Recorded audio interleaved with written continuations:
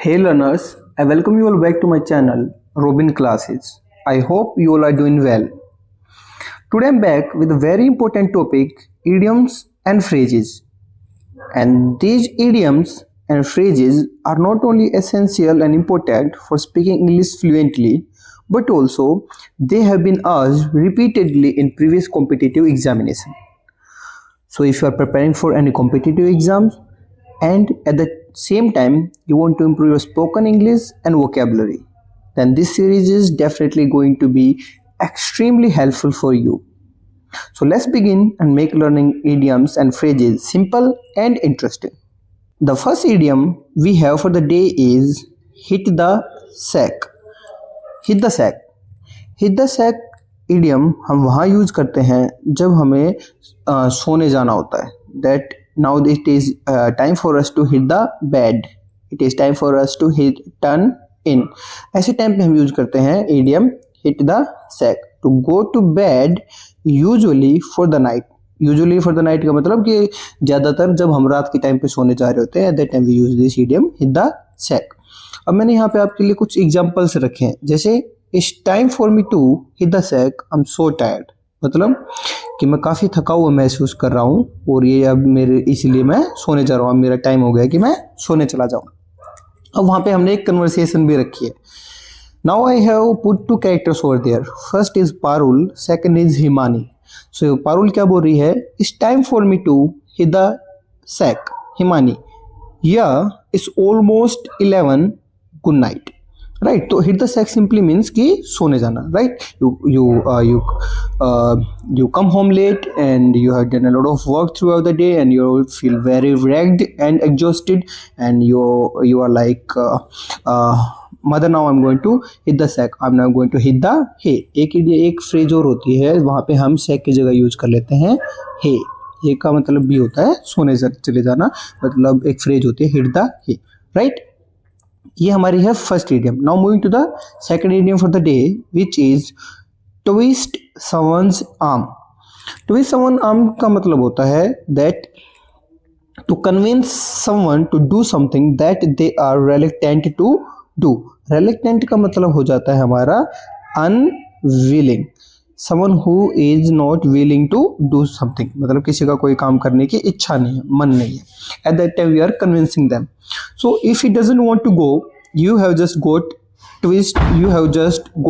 to twist his arm to get him to do it. अब उसमें इसका मतलब कि अगर वो ये नहीं करना चाहता है, then you are supposed to convince the guy to do it.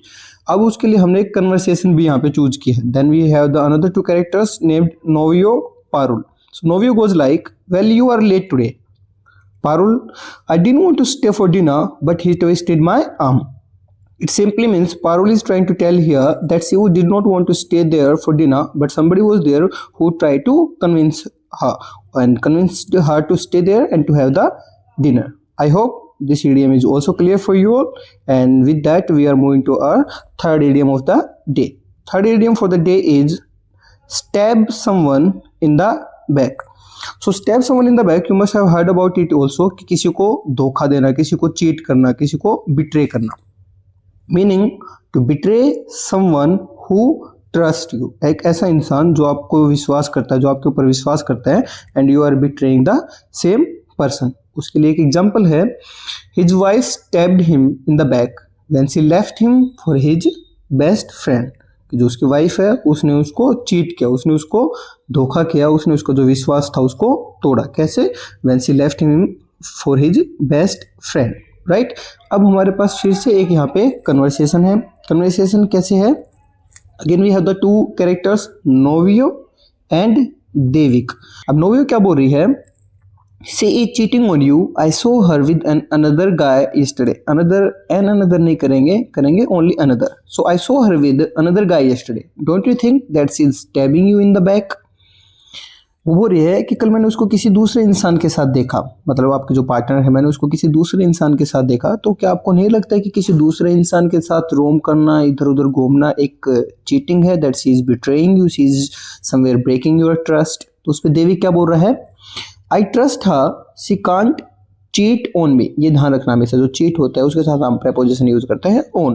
तो क्या बोल रहे हैं, आई ट्रस्ट हर, मैं उसको भरोसा करता हूँ, that she can not cheat on me, he was her brother, right. तो जो stab someone in the back का मतलब होता है किसी को धोखा देना, किसी को बिट्रे करना। क्लियर, मुझे लगता है ये इडियम भी आपके लिए क्लियर रही होगी। Moving to our fourth idiom for the day. Fourth idiom है हमारी lose your touch. Lose your touch का क्या मतलब होता है, लूज योर टच का मतलब है lose an ability or talent you once had when dealing with things, people or situation। मतलब कि आपके पास कोई टैलेंट था, आपके पास कोई एक्सपीरियंस था, कोई एबिलिटी थी लोगों से, किसी भी चीज़ों से, किसी भी सिचुएशन के साथ डील करने से, बट विद इवेंचुअली और विद टाइम के साथ जो आपकी सिचुएशन है वो वेन हो चुकी है, आपकी वो फेड हो चुकी है। Now you do not have that much of experience with that situation और विद दैट थिंग।